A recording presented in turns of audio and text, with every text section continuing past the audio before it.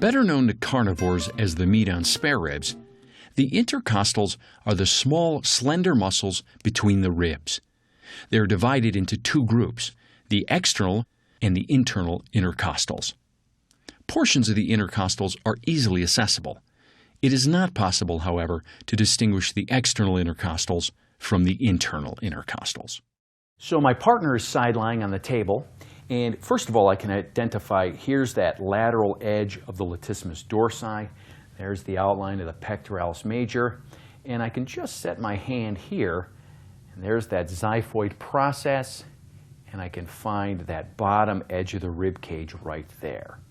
And if I set my hand in this space, which is again between the latissimus dorsi and the pectoralis major, it's a very nice superficial region of the rib cage. Great place to start exploring the intercostals. And the intercostals are not on the ribs, they're in between them. So I'm just going to find one little space right there. I'll start right there.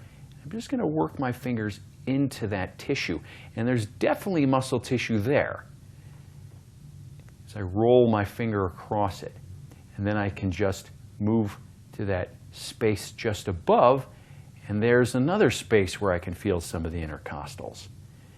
And if I ask my partner to just go ahead and take a nice, slow, deep breath, really fill up the lungs, expanding the rib cage, wow, the ribs really do separate and sort of expand the space between them, and I can really feel those muscles lengthen and shorten. Go ahead and try that again.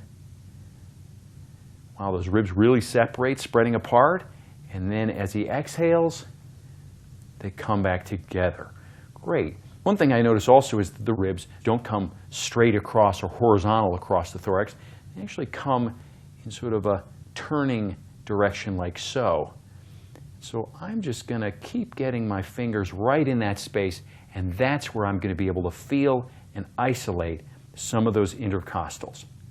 And finally, we can come even deep to the latissimus dorsi tissue here, some of that deeper tissue on the low back, and I can just work my thumbs and fingers between those structures, and there we can get in between the ribs to feel some of the intercostals. So not only in the front, but the side and the back of the rib cage, you can access the intercostals.